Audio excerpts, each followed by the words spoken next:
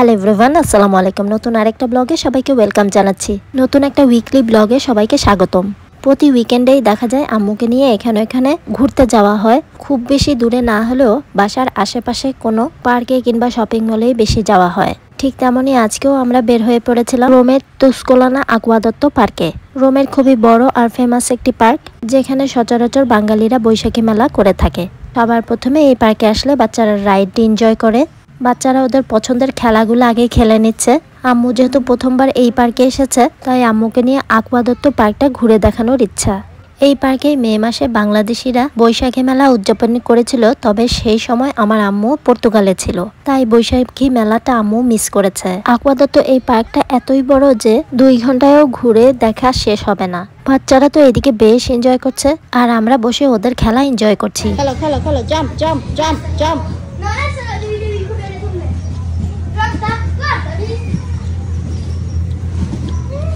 ইতালিতে এখন সামারের সময় প্রচন্ড গরম। এই বছর দেখলাম এই আকুয়াদত্ত এই পার্কটায় উপরে সিলিং ফ্যানও লাগিয়ে দিয়েছে।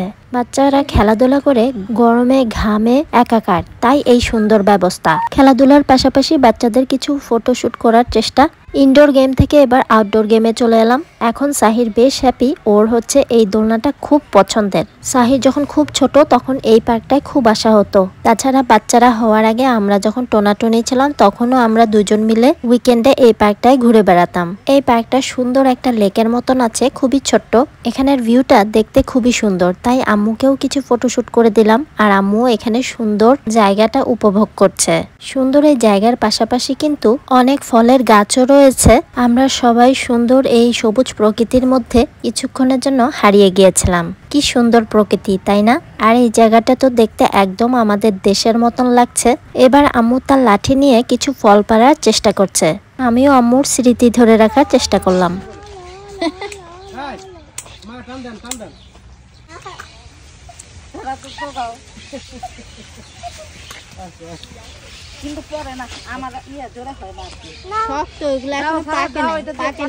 চেরি আর পিচ ফল ছিল এখানটায়, তবে দুঃখের বিষয় ফলগুলো সব গাছের উপরের দিকে, কোনোভাবেই পারা যাচ্ছিল না। আরো সামনের দিকে এগিয়ে এলাম, সুন্দর ভিউ আছে এখানটায়, আর এই সুন্দর ভিউটা খুবই চোখ ধাঁধালো। সবাই মিলে সুন্দর এই জায়গায় বেশ কিছু ফটোশুট করে নিলাম। আকুয়াদত্তের পার্কের হিস্টোরিও রয়েছে, কিন্তু হিস্টোরিটা অন্য একটা ভিডিওতে শেয়ার করা হয়েছে। পেজে কিংবা ইউটিউব চ্যানেলে দেওয়া আছে, চাইলে দেখে আসতে পারেন। আম্মু ইতালিতে এসেছে প্রায় 3 মাস হয়ে গেল, আর বাচ্চারাও এখন আম্মুর সাথে খুব সুন্দর অ্যাডজাস্ট করে ফেলেছে। এই হলো চোখ ধাঁধালো সেই ভিউটা। এমন কেউ নাই যে এখানে না আসলে ছবি তুলে না। সকালে, দুপুরে কিংবা সন্ধ্যায় যখনই আসেন না কেন, এই ভিউটায় যে কোনো সময়ের ফটোগ্রাফি খুব বেশি সুন্দর হয়।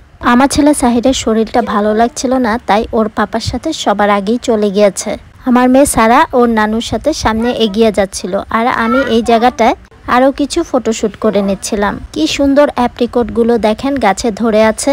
মজার ব্যাপার হলো ইতালিয়ানরা কখনো গাছ থেকে পেরে ফল খায় না। পরীক্ষিত ফল হলে তখন সুপারমার্কেট থেকে নিয়ে খায়। শুধুমাত্র আমরা বাঙালিরাই হয়তো গাছ থেকে ফল পেরে খেতে পছন্দ করি। চেরি ফল আর অ্যাপ্রিকট ফল এই পার্কটায় অভাব নেই। গাছ থেকে পেরে খাওয়ার আনন্দ শুধু হয়তো আমরা বাঙালিরাই বুঝি। আম্মুর সাথে কাটানো প্রত্যেকটা মুহূর্ত আমাদের কাছে স্পেশাল, তাই চেষ্টা করি প্রত্যেকটা মুহূর্তগুলো ভিডিও কিংবা ছবি ধারণ করে রাখার জন্য। সময় খুব দ্রুত গতিতে পার হয়ে যাচ্ছে, চাইলেও ধরে রাখতে পারছি না। এই সময়গুলো যদি খুব আস্তে কাটতো তাহলে হয়তো খুব ভালো হতো। যেটা সম্ভব না সেটা নিয়ে না হয় কথা না বলি। আবারও আমরা পার্কে চলে এলাম, বাচ্চারা আরেকটু খেলবে করে। শুরুতে এসে ইনডোর খেলাগুলো খেলে এসেছে, আর এখন আউটডোরে চলে এসেছে। আজকের ওয়েদারটাও বেশ সুন্দর ছিল। এখন যেহেতু সামার, তাই আমাদের দেশীয় সুতির কমফোর্টেবল ড্রেস পরলে বেশি আরাম লাগে। সামারের জন্য কিন্তু বেশ অনেক কালেকশন রয়েছে আমার বিজনেস পেজ সান্তাস কালেকশনে। সবাই চাইলে ঘুরে আসতে পারেন, আর আপনার পছন্দের পণ্যটি অর্ডার করে ফেলতে পারেন। আসার পথে তুস্কোলানায় বাঙালি রেস্টুরেন্ট থেকে আমরা রাতের ডিনারের কিছু নিয়ে এসেছিলাম। হালিম, মোগলাই পরোটা, আর সাথে ছিল হামবুর্গার।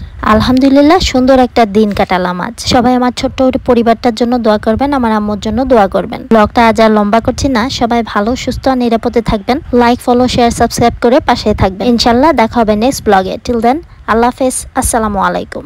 Thanks for watching.